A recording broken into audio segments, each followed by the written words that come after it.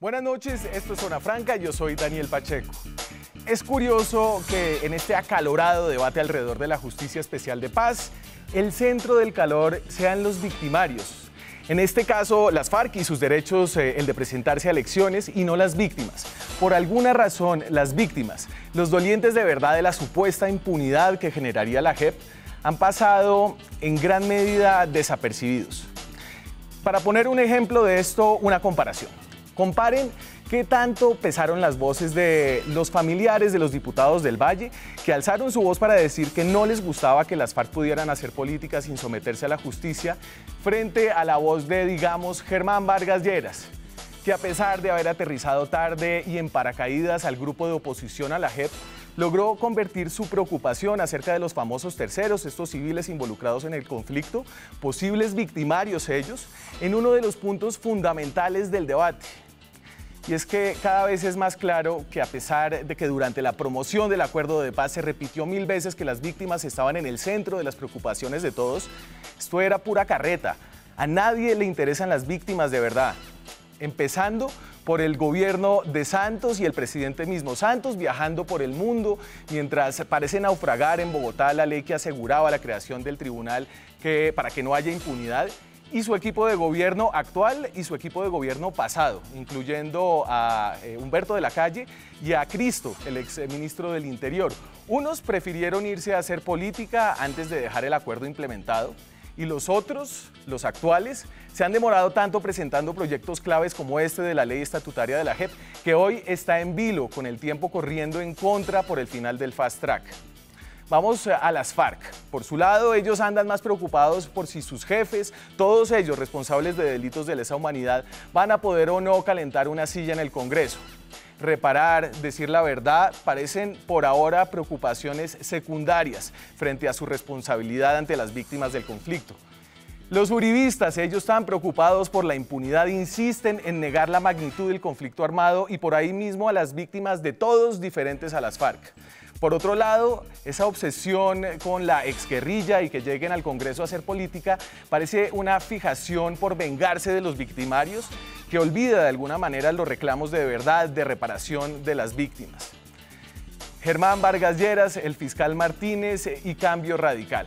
Sus reclamos de que la Jurisdicción Especial de Paz suplantaba a la justicia ordinaria, desgarrándose las vestiduras por la dignidad del ordenamiento constitucional, olvidan que en esa justicia ordinaria, la que es liderada hoy por el mismo fiscal Martínez, la impunidad en delitos cometidos en el marco del conflicto es casi absoluta.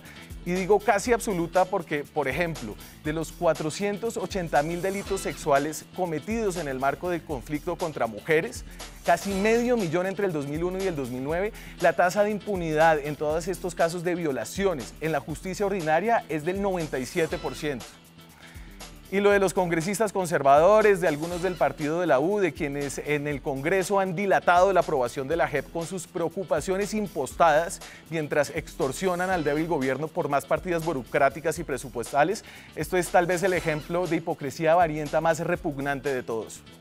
En medio de esto, para las personas que fueron víctimas de esta guerra, alejadas de todos nosotros aquí en la ciudad, para quienes esperan algún tipo de verdad, una pizca de reparación, al menos un reconocimiento tras años de injusticia, parece que tendrán que seguir esperando ignoradas a ver si esta Corte Maravilla, esta jurisdicción especial, es finalmente aprobada en el Congreso. Y luego empieza a funcionar, acechada por quienes se han proclamado, todos los anteriores, los guerreros contra la impunidad. Aquí arranca Zona Franca.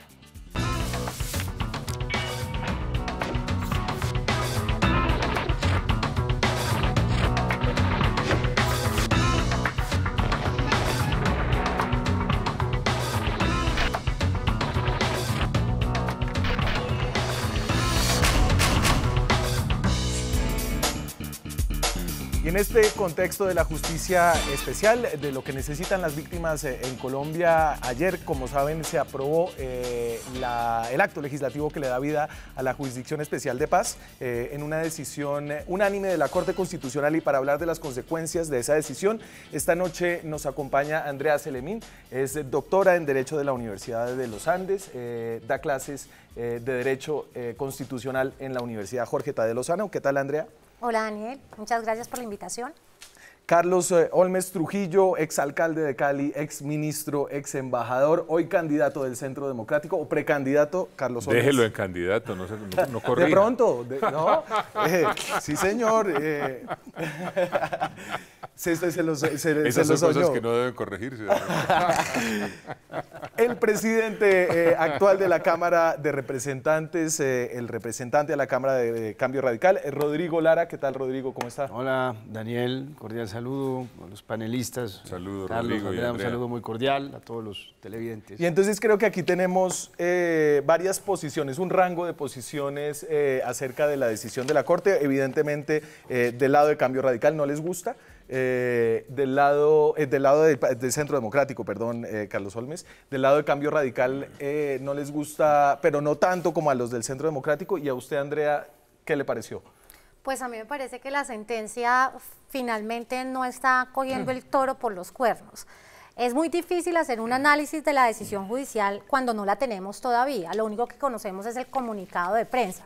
Sin embargo, creo que la sentencia, a pesar de que aminora los temores del Congreso de la República en relación con reglamentar la Jurisdicción Especial para la Paz, sigue dejando inconclusas las grandes discusiones en relación con qué es lo que va a pasar cuando la jurisdicción empiece a operar, especialmente en el tema de la participación política de los miembros de las FARC. Y por ahí vamos a pasar, yo quería ponerles algunas de las reacciones que creo que son discientes de lo que logró esta decisión de exequibilidad, es decir, y aquí volvemos, hemos hablado de esto varias veces, la Jurisdicción Especial de Paz, el Tribunal Especial que va a juzgar los crímenes del conflicto armado que creó el Acuerdo de La Habana, se compone jurídicamente de un acto legislativo que es una reforma a la Constitución que podríamos decir que son los huesos de la JEP, y esos huesos necesitan carnecitas, que son las que se están discutiendo en la ley estatutaria actualmente en el Congreso de la República.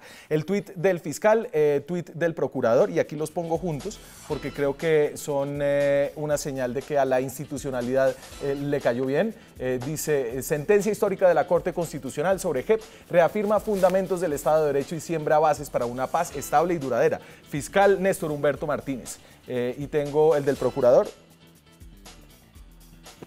Y esto dice Fernando Carrillo, la decisión de la Corte Constitucional es una victoria de los derechos de las víctimas, las facultades de intervención judicial en la JEP de la Procuraduría quedan intactas al declarar inexequibles las limitaciones impuestas en el acto legislativo. Estos 280 caracteres nos están matando. Eso se había podido decir en 140. Carlos Olmes, frente a esa reacción de personas, sobre todo el fiscal que había sido crítico de la JEP, ¿usted qué siente? Yo no comparto el entusiasmo ni del señor fiscal ni del procurador. Me parece que la Corte Constitucional, y lo digo con inmenso respeto, ha cometido un gravísimo error.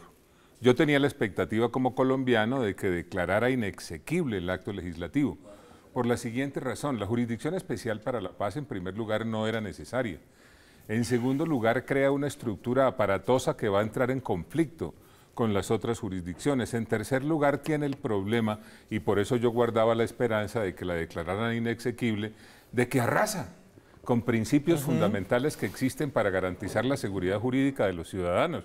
Arrasa con el principio del juez natural, arrasa con el principio de legalidad, arrasa con el principio de no retroactividad en materia penal, da unas competencias tan excesivas que en la práctica permite que la Jurisdicción Especial para la Paz, vía jurisprudencia, cree tipos penales nuevos y, algo que es muy grave, le otorga competencias para que investigue, juzgue y condene, si es el caso, determinadas conductas que pueden tener relevancia penal, pero no las define, lo cual crea un escenario de inseguridad jurídica francamente preocupante. Por esa razón nosotros vamos a continuar adelante con el referendo derogatorio para derogar la JEP y cambiarla en lo que corresponda. Rodrigo, ¿le gusta, se siente tranquilo? Porque el fiscal, digamos que es muy cercano a Cambio Radical, había trabajado con el partido de alguna forma en las preocupaciones que tiene acerca de la JEP, ¿está contento? Yo creo que el fiscal ha trabajado con todo el Congreso sobre sus preocupaciones. No, a ver, yo creo que hay aspectos sin duda supremamente positivos en este fallo, que mejoran sustancialmente aspectos del acto legislativo y naturalmente le da sentido y reorienta la ley estatutaria. Quiero celebrar particularmente lo que tiene que ver con la responsabilidad de mando de la fuerza pública, porque ese principio que fue definido por nosotros en el Congreso para determinar cuándo un superior responde por los delitos de sus subordinados, en virtud de la omisión, porque debió vigilar, porque debió prevenir los delitos de sus subordinados, pues ese principio de responsabilidad de mando se mantuvo intacto. Sí. Y yo quiero también señalar que fueron 2 cartas, una que le mandamos a la señora fiscal expresando desacuerdo total por parte de la mesa directiva de la Cámara sobre sus posiciones al respecto. De la fiscal de la Corte Penal Internacional, la señora Bensouda, que en sí no representa a toda la Corte, sí, es el órgano acusador. Y también que le mandamos a la Corte Constitucional, en donde reafirmamos que la Cámara y el Senado legislaron soberanamente ese asunto, y reafirmamos nuestros fundamentos de derecho para garantizar un régimen de esta naturaleza para la fuerza pública que es más que satisfactorio para los militares y los policías de Colombia que enfrentaron este conflicto y que lo ganaron. Y para allá vamos. Entre los temas que yo quiero analizar esta noche acerca de la decisión está el tema de la tutela, el tema de la elegibilidad, acerca de si se pueden o no presentar los exmiembros de las FARC, el tema de los terceros, los civiles que habían participado, el tema de las sanciones que deben cumplir quienes entren a la JEP y la cadena de mando. Esos son como mis 5 resaltados, a ver si los completamos esta noche. Antes de eso, a ver, yo creo que aquí hay de alguna forma, como siempre, una discusión acerca de la legitimidad de estas decisiones. Prepárame el gráfico de la Corte Constitucional que tenemos y muchos han dicho, con muy buenas razones, esta Corte es una Corte muy cercana al presidente. Y creo que tienen razón. ¿Lo tienes? Es una corte, y aquí están los 7 que votaron. Hubo 2 personas que se inhabilitaron, que se declararon impedidas. Entonces, Luis Guillermo Guerrero, y lo que quería poner acá es quién lo ternó. A él lo ternó el Consejo de Estado, pero fue elegido al principio del periodo de Juan Manuel Santos, igual que Alejandro Linares, por el Congreso. Y ahorita el Congreso, digamos, altamente influenciable por el gobierno, como sucede en Colombia. A veces. A veces. En Cámara no. Ay, Rodrigo. Diana Fajardo entra en el 17 este año. Antonio José Lizarazo entra este año. Gloria Estela Ortiz entró en el 2014. José Fernando Reyes en el 2017. Alberto Rojas Ríos en el 2013. Todos magistrados elegidos, nominados por distintos órganos, como sucede, pero todos elegidos por el Congreso de la Unidad Nacional. ¿Eso le da a usted suspicacias? No, ninguna suspicacia, seguridades es lo que me da. Mire, déjeme traer esto a colación. Yo fui miembro de la Asamblea Nacional Constituyente, soy coautor de la Carta del 91. Y recuerdo perfectamente que cuando se definieron las competencias para la Corte Constitucional se dijo, la competencia central es garantizar la integridad de la Constitución Nacional, abre comillas, en los estrictos y precisos términos de este artículo, cierra comillas. ¿Eso para qué se hizo? Eso se hizo para evitar desbordamientos, eso se hizo para evitar tentaciones legislativas. ¿Qué es lo que ha venido pasando de un tiempo para acá? Que la Corte Constitucional está legislando, y en esta materia lo digo con inmenso respeto, pero tengo que decirlo, se ha convertido en una especie de banderillero del Ejecutivo para imponer el acuerdo Santos-Timochenko. Mire usted lo que ha pasado recientemente. En primer lugar, la Corte avala la famosa refrendación del acuerdo por parte del Congreso, competencia que no existía. En segundo lugar, recientemente dijo que eso es una política de Estado y que no lo puede tocar nadie. Pero en el curso de los 3 próximos periodos presidenciales. ¿El articulito que cambiaron para permitir la reelección del presidente Álvaro Uribe? No, eso es la Corte Constitucional que está avanzando en el ejercicio de competencias que realmente no tiene. Y por esa razón yo creo que hay que plantear una reforma de fondo a la Corte Constitucional. Yo ahí sí discrepo, doctor Holmes. Me alegra que discrepe. Porque yo sí creo que esta es la consecuencia, digamos, el presidente Santos va a ser el único presidente que disfrutó de las consecuencias de la improvisada reforma constitucional que permitió la reelección presidencial inmediata sin haber transformado el balance y el equilibrio de poderes a la par. Entonces, ya como la reelección nuevamente es prohibida, solamente va a haber un presidente en la historia que logró acumular tal poder en el ordenamiento jurídico colombiano, y esa es una consecuencia de hacer estas reformas únicamente pensando en las urgencias del momento y no en las consecuencias que a futuro para la institucionalidad que tanto les preocupa a ustedes como partido político pueden tener estas reformas apresuradas. ¿Ahí usted quiere meter la mano o no? Respecto de... respecto de la legitimidad de la actual Corte Constitucional, donde todos los miembros han sido elegidos por un Congreso que, en ocasiones, excepto cuando usted es presidente de la Cámara, suele ser algo sumiso con el Ejecutivo. Pues es que las Cortes Constitucionales se eligen así. Es que las Cortes Constitucionales tienen una función, llamémoslo así, híbrida, entre la administración de justicia y unos fallos que tienen unos elementos políticos muy importantes, pero no me refiero a política electoral.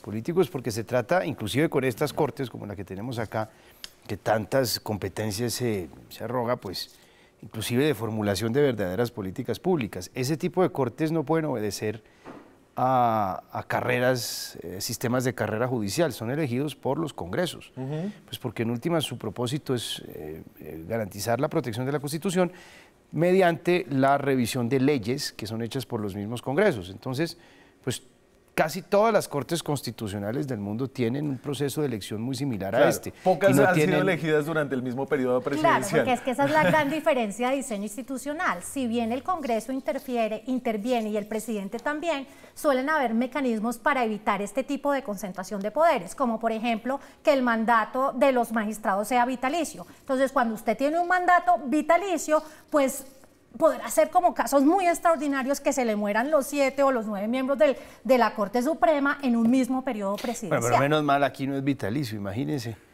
Nosotros con Eso fue lo que el país rechazaba en años anteriores. Nosotros, es decir, una corte vitalicia es una decisión, claro, pero muy riesgosa. pero no es Uribe el que dice que deberíamos tenerlos mi por visión es la 16 años. siguiente, mi visión es la siguiente.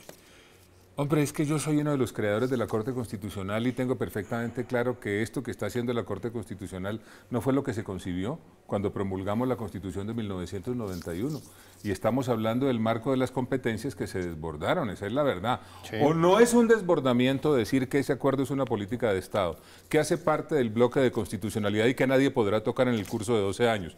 Eso es como pretender derogar de un tajo la soberanía popular. A mí me parece supremamente inquietante eso y por eso repito que hay que poner sobre el tapete la teoría de que es hora de reformar a fondo la Corte Constitucional. Y ahí, eso bueno, comparto. Nos vamos a sus propuestas propuesta. Con nueva constituyente, pero a ver, esta fue una decisión unánime, eso es importante, 7-0, y allá hay magistrados de todos los, digamos, todos los talantes intelectuales y todas las miradas políticas. Entremos ya a los temas que ha tocado y a mí uno de los que más... Pero ese es un dato importante, Daniel, porque no es común que la Corte Constitucional tenga sentencias por consenso, ¿cierto? Y entonces aquí un poquito el mensaje que quiere mandar la Corte es un mensaje de... Aquí estamos tomando una decisión que es una decisión correcta y pudimos ponernos de acuerdo porque tomar decisiones en consenso es una cosa muy difícil. Entonces, ahí hay como un acto simbólico de la Corte Constitucional tratando de mostrar cómo, y por eso, digamos, el fiscal celebraba y el procurador celebraba, cómo trataron de lograr esa negociación para dejar a la gran cantidad, por supuesto no a todo el mundo, porque digamos hay sectores que tienen razones férreas para oponerse a lo que está ocurriendo, pero para dejar contento a casi todo el sector político del país. Y ahí a veces cuando uno no deja contento a lados opuestos, las decisiones son sabias. Tal vez este es un caso de eso. Esto fue lo que dijo Álvaro Uribe en Twitter al respecto y después miramos cuál fue la reacción de el candidato presidencial de las FARC.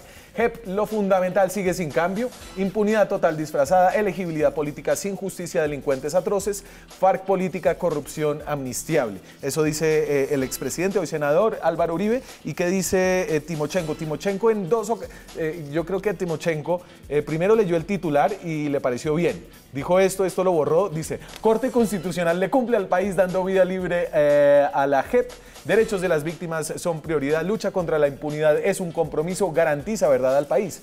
Después de este trino borrado, alguien le dijo, no, no está bueno, señor. Y entonces corrigió. Fallo de la Corte Constitucional se distancia del acuerdo final. La JEP se debe aprobar al pie de la letra. La verdad del conflicto, sus actores y promotores debe ser conocida por las víctimas y el país. Eso es lo bonito de Twitter, de tuitear en caliente. Me voy a la pausa. Cuando regresemos, los puntos que modificó esta sentencia con la tutela, la elegibilidad, puede la Corte conocer sobre delitos de terceros, etcétera, etcétera. Ya regresamos. Seguimos en Zona Franca, son las 9:25 de la noche. Pueden participar en este programa con el hashtag Francamente en Twitter. Hoy estamos en directo por algún lado en redes sociales.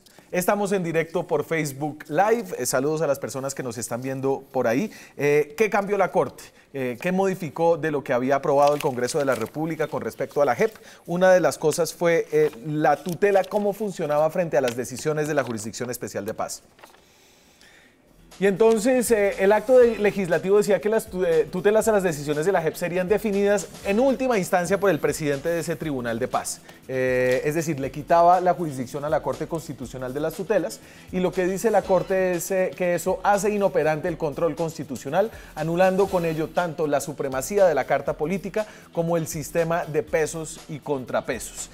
Además de esta decisión de la tutela, usted se ríe ahí, ya le pregunto por qué. Me río un poco, ya le digo, porque realmente lo que anula no es la supremacía de la Constitución, sino la supremacía de la Corte, que siempre se ha negado a que se reforme la tutela para que las otras altas cortes sean la última instancia en sede de tutela. Entonces, lo que la Corte siempre ha dicho, no, yo soy la intérprete de derechos fundamentales, esa competencia no se la podemos dar ni al Consejo de Estado ni a la Corte Suprema de Justicia. Bueno, y tampoco a la JEP. Claro, aceptárselo a la JEP era romperle el argumento a ella de que es la Corte de Cortes, la Corte de cierre. Por lo cual, el argumento es un poco como, yo no acepto esto, no se lo he aceptado a la justicia ordinaria, no se lo he aceptado a la contenciosa administrativa, no se lo voy a aceptar a la JEP. Totalmente es así.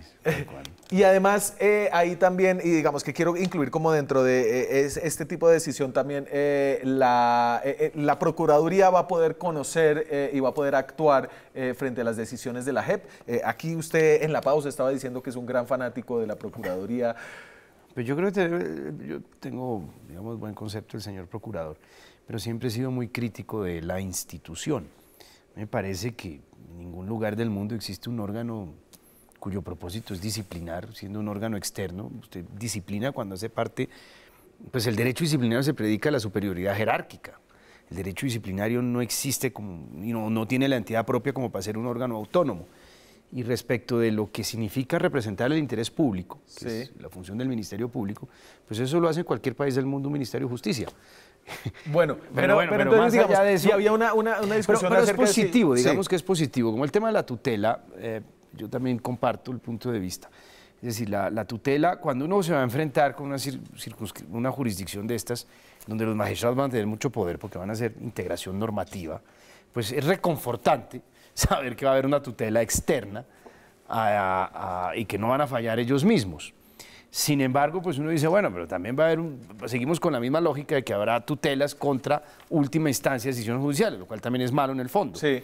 Y en lo que tiene que ver con la Procuraduría, pues digamos que también es reconfortante saber que un órgano externo puede intervenir en un sistema de esta naturaleza que todavía no sabemos muy bien cómo va a funcionar en la práctica, porque el tema va a ser sin duda bien complejo. Y ahí, Carlos Holmes, yo siento que había un argumento de que esta Corte iba a funcionar como una rueda suelta dentro del sistema de justicia al que no aplicaban tutelas, que definía todo ella. Aquí la Corte acota eso de rueda suelta que tenía la JEP. ¿Eso de alguna forma los reconforta a ustedes en ese argumento? No, en absoluto. Déjeme leerle esto. La JEP, al adoptar sus resoluciones o sentencias... ¿Y está leyendo el comunicado de la Corte? Estoy leyendo el comunicado, sí. Estoy leyendo el comunicado y naturalmente el texto del acto legislativo. La JEP, al adoptar sus resoluciones o sentencias, hará una calificación jurídica propia del sistema respecto a las conductas objeto del mismo, ¿qué es? No sé. ¿Usted cree que uno puede declararse satisfecho frente a aspectos aislados de la sentencia cuando aquí se les está dando competencia para vía jurisprudencia adoptar tipos penales, delitos nuevos? Por eso digo yo, que aquí lo de fondo es que esto debió haberse declarado inexequible, porque arrasa con el principio del juez natural, arrasa con el principio de legalidad y arrasa con el principio de no retroactividad en materia penal. Las cosas aisladas no valen la pena. A ver, sí, estoy de acuerdo. Pero también, digamos, hay un aspecto que quiero resaltar que es positivo para la fuerza pública. Pues, ¿usted está de acuerdo con que debió haber sido declarada inexequible o...? No, yo creo que esto debe haber sido muy distinto. Sin embargo, eso es lo que hay en este momento. Pero usted votó el acto legislativo. Yo me preocupo mucho, exactamente, yo me preocupo mucho por la situación de la fuerza pública. Si usted en este momento no aprueba, ese es el gran problema con la JEP, esta norma, la fuerza pública queda expuesta a la intervención de la Corte Penal Internacional, lo cual sería a la absolutamente justicia ordinaria o a que justicia 3.000 ordinaria, miembros del ejército... Claro, y es que ahí está el problema, digamos, el tema de integración normativa es muy negativo en lo que tiene que ver con Venga, terceros. ¿qué es integración normativa? Integración normativa es que usted tiene aquí varias fuentes normativas. Entonces, por ejemplo, a los guerrilleros se les aplica el derecho penal, sí. Se les aplicará el derecho internacional de los derechos humanos, el derecho internacional humanitario y el derecho penal internacional. Ese es el grupo de normas que se les aplica a ellos. Nosotros, ¿qué hicimos con los militares? Dijimos, se les aplica el derecho penal colombiano, punto. No me aplica el derecho penal internacional, porque eso no los tiene por qué aplicar, pero les aplica, y esto sí es muy importante para ellos, el DIDH y les aplica el derecho operacional que rige a la fuerza pública. Y esto es absolutamente fundamental, porque el derecho penal común y corriente, que es el que aplican los jueces, que está diseñado por una sociedad en paz, no permite entender, por ejemplo, en qué circunstancias hubo un falso positivo que llaman o una situación de combate. Porque pues, el derecho penal no permite dirimir esa situación. Pero si usted aplica el DIDH, el derecho internacional, el DIH, perdón. Sí, el DIH es un manual sobre cómo hacer la guerra sin cometer crímenes de guerra. Y si usted les aplica luego el derecho operacional, que es la derivación del DIH, pues ese juez sabrá en qué circunstancias, porque mira si el muchacho soldado pues disparó más de lo que debe disparar, si disparó muy cerca, es decir, puede dirimir en qué situación hubo falso positivo y no, porque es que ese es el gran problema de la fuerza pública. Los 5.000 militares investigados por causa o relación con el conflicto están por situaciones realmente de indefinición. Entonces los enemigos de la fuerza pública, los partidos de extrema izquierda, dicen todos son falsos positivos. Y la Fiscalía queda un poco manicruzada porque sus herramientas no le permiten realmente dirimir en qué casos lo hubo. Pero entonces, y voy a ese tema, pero sí necesito entender algo. ¿Usted no está feliz, es decir, está feliz o no con la exequibilidad de un acto legislativo al cual usted le dio su voto? Sí. Entonces sí le gusta la exequibilidad. A mí lo que me gusta es que en últimas este proceso de paz es la consagración de la victoria de la fuerza pública contra las FARC. Es que, a ver, usted tiene que... Es que, Rodrigo, ahí yo no entiendo, la posición de Cambio Radical ahí me parece problemática porque Cambio Radical apoya el acto legislativo del que estamos hablando, que crea la JEP. Lo apoyé yo. Acuérdense que yo siempre he sido la posición o la voz más favorable, digamos, dentro de mi colectividad. Pero todos lo votaron. No, todos no. Todos no, y ahorita hubo una decisión de bancada y se votan negativamente. Yo quiero señalar que yo voté positivamente porque pues mi ética, pues, digamos, o mi conducta frente a esta situación es mejorar lo que existe, pienso yo. Si usted encuentra, o fue lo que yo básicamente establecí, un acto legislativo con tantos defectos, mi obligación era garantizar un principio de responsabilidad de mando que le sirviera a la fuerza pública. La integración del derecho operacional, porque eso era fundamental para la fuerza pública.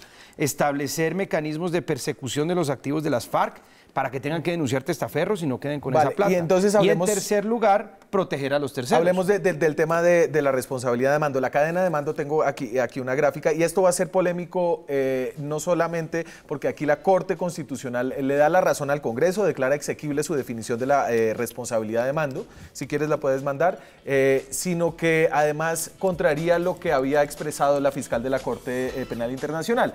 Entonces, la CPI había expresado, entonces la Corte Corte ignora la CPI a favor de los militares. Y la CPI, y aquí usted tiene razón, no es la CPI, sino la fiscal de la CPI. Señora fiscal. Había expresado preocupación con esa definición de la responsabilidad de mando, y la definición es básicamente la responsabilidad de miembros de la fuerza pública por actos de sus subordinados deberá fundamentarse en el control efectivo de la respectiva conducta.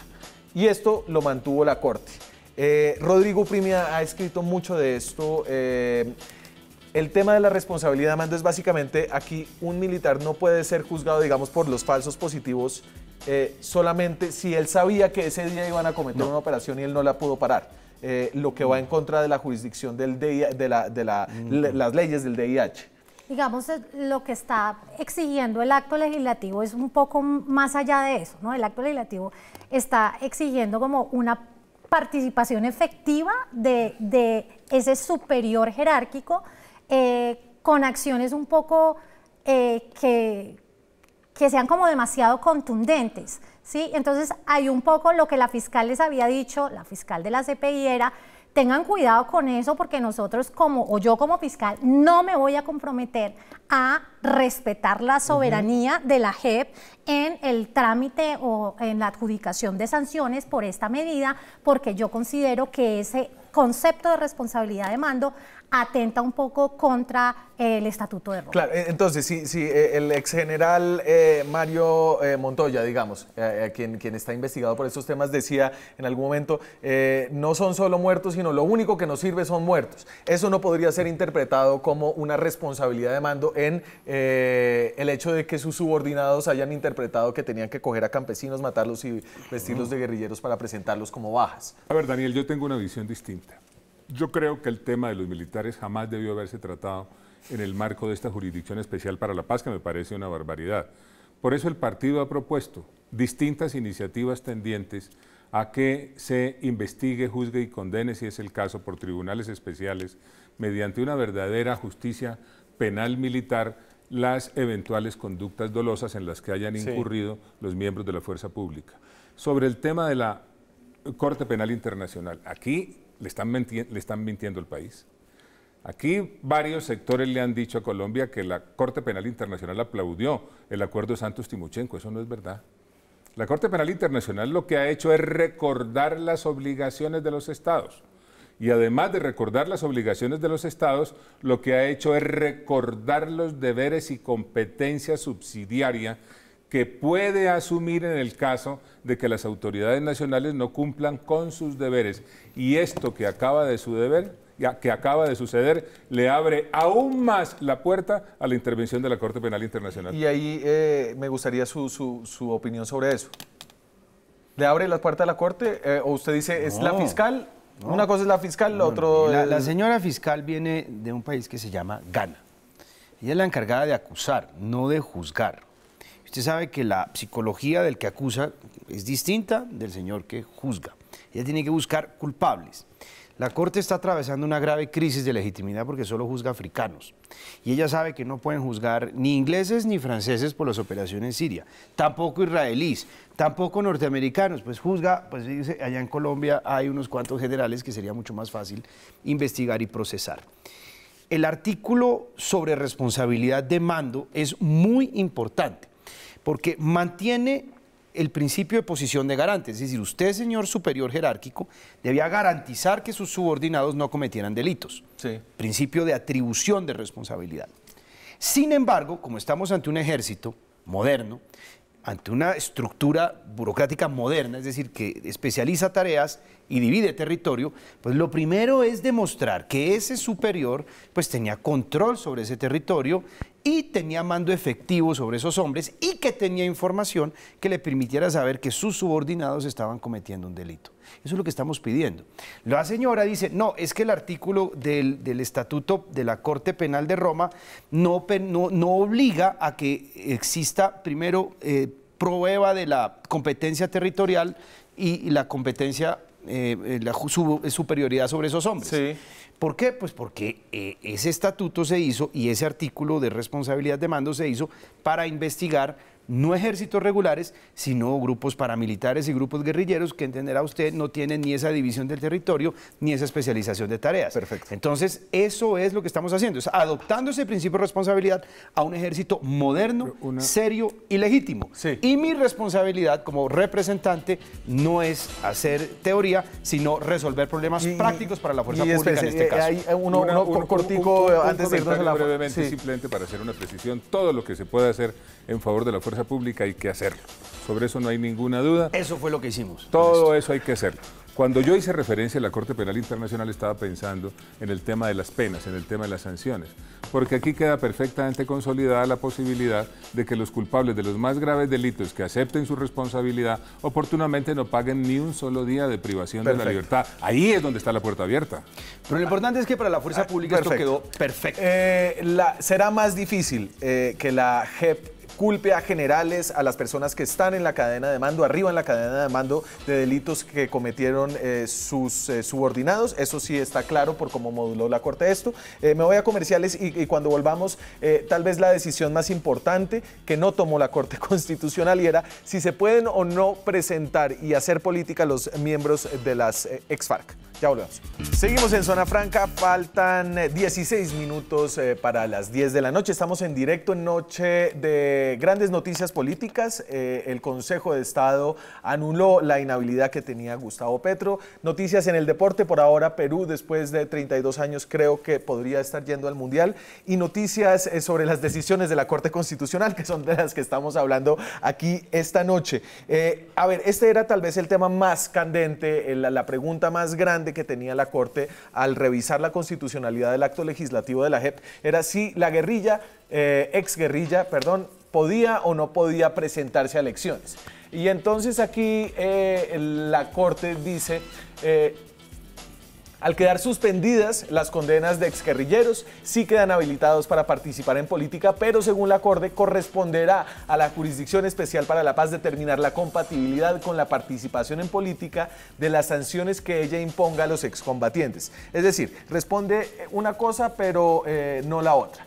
Sí se pueden inscribir, sí pueden ir a elecciones y además tienen curules automáticas, al menos 5 en Cámara, 5 en Senado, pero después la JEP, los magistrados de la JEP podrían decir, señor, usted esta sanción no la puede cumplir mientras va al Congreso. Mire, mi crítica sigue siendo estructural y nuestra posición está perfectamente clara. Nosotros estamos recogiendo firmas para, mediante un referendo derogatorio, derogar la Jurisdicción Especial para la Paz con el fin de hacerle cambios de fondo. Y la posición es clarísima. Yo no considero bueno para la nación que los culpables de los más graves delitos puedan ser elegidos inmediatamente. Carlos, cuando usted, digamos, esté haciendo campaña a la presidencia, tal vez como candidato del Centro Democrático, no le va a servir mucho la campaña de Iván Márquez hablando en plaza pública. Eso sí, va a sacar a la gente berraca. No crean, lo que va a servir es la campaña que nosotros hagamos, los ojos que le abramos a los colombianos. Andrea. Mire, yo creo que este es un tema muy delicado al que la Corte, digamos, no quiso decir mucho, pero que va a generar unos problemas que son bien grandes a futuro. Ya sabemos entonces que los candidatos de las FARC que se han postulado en este momento pueden inscribirse y participar en las elecciones. Lo que no sabemos es qué va a ocurrir si la JEP decide imponer una condena, una sanción alternativa de prisión o una sanción ordinaria, que es la que ocurriría si comprobamos que ellos no quieren decir la verdad y que no quieren, digamos, como contribuir a que se sepa la verdad. Porque hay 3 tipos de sanciones, es decir, una pena alternativa que sí cuenta la verdad, repara, tralala, es decir, no va a la cárcel, pero tiene que hacer ciertas cosas. Hay una pena, si no dice la verdad o la dice tardíamente, lo pueden meter a la cárcel de 5 a 8 años. Y si dice muchas mentiras, hasta 20 años. Esa ya es la sanción ordinaria. Entonces, un poquito lo que va a ocurrir aquí es, ¿cuál es el panorama? No es si podemos inscribir o no a Timochenko. El problema es si Timochenko o Iván Márquez logran su curul. Que sí es automática. Listo, la logran. Listo, ya se inscribieron, la lograron. Y la JEP les impone una sanción de alternativa u ordinaria, de prisión. Esa inhabilidad y eso es por un delito de lesa humanidad. Sí. Esa inhabilidad, ¿cómo la vamos a hacer valer? Se supone que el acuerdo dijo, las sanciones que se impongan a partir del sistema de verdad, justicia y reparación no generan inhabilidad política, pero nosotros tenemos el artículo 122 y la reforma política del 2009, perdón, que señalaba la silla vacía. ¿Qué es la silla vacía? Si hay una sanción para un movimiento político que ha sido el participante o el congresista condenado por delitos de lesa humanidad, por narcotráfico, por financiación, wherever, Sí. el partido pierde la silla. Sí. ¿Listo? Entonces aquí no se sabría si lo pierde o no. ¿Qué vamos a hacer? ¿Quién nos va a definir eso? Entonces, No, el tribunal. claro, la JEP va a tener que hacer control constitucional de eso. Sí. Y eso era lo que tenía que resolver la Corte Constitucional. La Corte tenía que prever no si Timochenko, Iván Márquez se podían inscribir. Y eso no lo puede hacer una vez si eventualmente sacan la ley estatutaria, que también tiene control constitucional automático. Pues entonces el Congreso tendrá que empezar a mirar cómo va a regir esto con el grave problema que ya legisló en el acto legislativo 03 de 2017, diciendo que las reglas del juego del partido político Claro. de las FARC son iguales a las reglas del juego de los demás partidos políticos. Entonces, fíjate cómo ahí el lavarse las manos de la Corte está dejando el problema latente, porque el problema va a ser qué va a ocurrir cuando se impongan esas sanciones, qué vamos a hacer con Timochenko, que va a tener alguna sanción, va a poder ejercer Con Márquez, o no, sí, que con es el que Márquez, se va a al poder Senado. ejercer o no. ¿Y usted no ha repensado, reconsiderado no lanzarse? Chévere debatir con Santrich, si vuelve a la Cámara, repite Cámara, o si se lanza al Senado con Iván Márquez. Parece chévere. Ese Congreso va a estar para alquilar balcón. Me voy a la pausa. Ya regresamos. ¿Cómo va el debate en el Congreso? Están ahora mismo allá debatiendo los senadores. Ya volvemos. Seguimos en Zona Franca, estamos en directo, faltan 6 minutos para las 10 de la noche. En el Congreso, creo que ahora mismo, confírmame si siguen en Senado, votando, habían votado más de 100 artículos de los 130 y pico que tiene la estatutaria. Hoy estuvimos por allá, estuvo Oscar Rincón hablando con estos congresistas que dicen que no quieren ir a trabajar. ¿Qué encontró?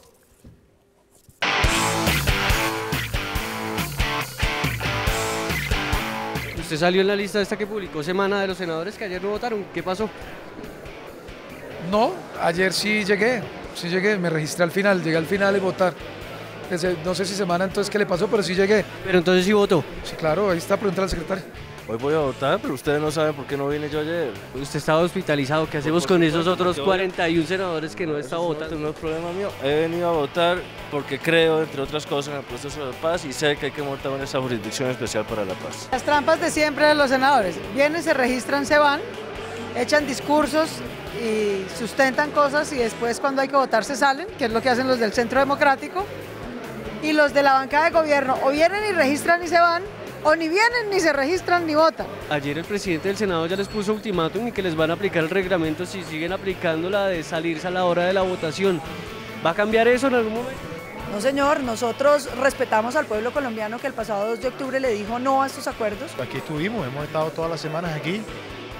Pero usted está votando porque, digamos... Ayer no hubo votación, no hubo votación, pero aquí estamos. ¿Usted va a votar hoy, senador? Vamos a participar hoy. ¿Pero va a votar? Vamos a votar. ¿Votar negativo no es una opción en lugar de la estrategia de no votar? Con votar negativo usted hace un quórum que efectivamente fortalece las mayorías dentro del Congreso y desoye las mayorías de los colombianos. Así como los miembros de la Unidad Nacional no vienen al Congreso y no votan estos proyectos porque ya se empiezan a preocupar por su reelección, nosotros respetamos la voluntad de las fuerzas del no que rechazaron abiertamente el fast track. ¿Usted cree que ha hecho falta presencia del presidente? Señor, ¿se ha hecho presente? ¿Ha hecho alguna fuercita con su gente? No, el presidente ha estado demasiado ocupado viajando por el mundo, regalando Sarturbán y los recursos naturales de Colombia para ocuparse de estos problemas de la paz en Colombia. Entonces, presidente no hay, claramente.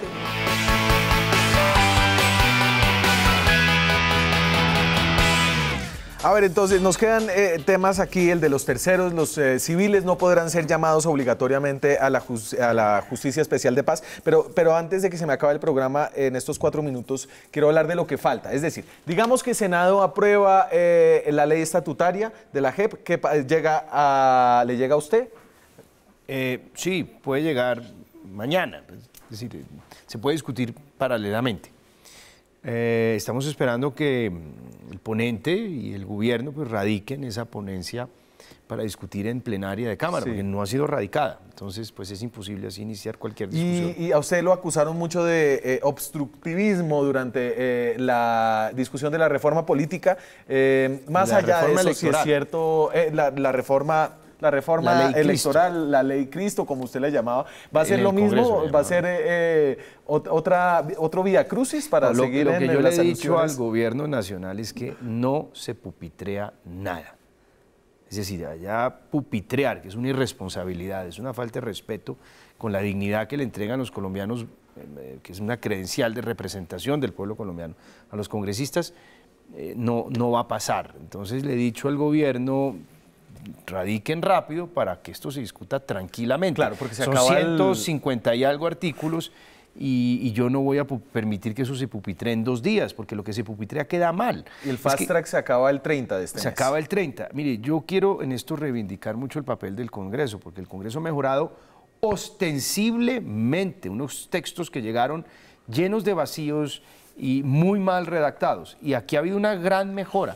En muchos temas que de pronto me demoraría sin empezar a hablarlos ahora. Por eso yo estoy convencido que en la Cámara de Representantes se va a mejorar muchísimo ese texto radicado por el gobierno nacional, y por eso queremos tiempo para que la gente participe, para poder expresar opiniones, para deliberar, que es básicamente la esencia de la actividad de los congresistas. Pero, Andrea, si milagrosamente lograran sacar la estatutaria, falta otra ley para regular cómo funcionaría este tribunal, una que hacen los mismos magistrados y que presentan al Congreso.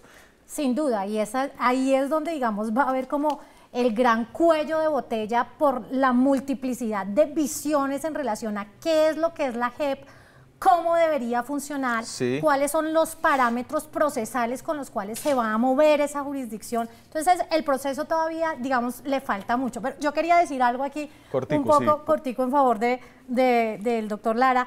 Cuando él no agendó el tema de la reforma electoral, digamos, estaba tratando de hacer uso de su competencia como dueño de la agenda. Aquí en el caso de la JEP ya no le queda tan fácil porque la JEP se hace parte integral del acuerdo de paz y por mandato del acto legislativo 01 del 2016 tiene que agendarlo. Entonces, y última palabra para Carlos Holmes, entonces sí vale la pena seguir recogiendo firmas, sí va a haber. Pero claro que eso es lo que hay que hacer. Mire lo que acaba de decir la profesora Andrea, mire usted los líos en los que se está metiendo el país. Esto no tiene sino un camino. Hay que derogar la JEP para cambiarla de fondo, porque es una fuente de inseguridad jurídica. Perfecto. Esto le va a hacer mucho daño a Colombia. Muchas gracias a los tres. Esa de no se va a pupitrear nada queda escrita en piedra, como diría el presidente Juan Manuel Santos. Así ha funcionado, fíjese usted, toda la discusión en Cámara no ha habido nada pupitreado. Sí, señor. Hasta que se acabe o empiece a alargarse el periodo legislativo. Me voy. Muchas gracias a ustedes. Nos vemos mañana con más periodismo, con más debate, con más opinión. Chao.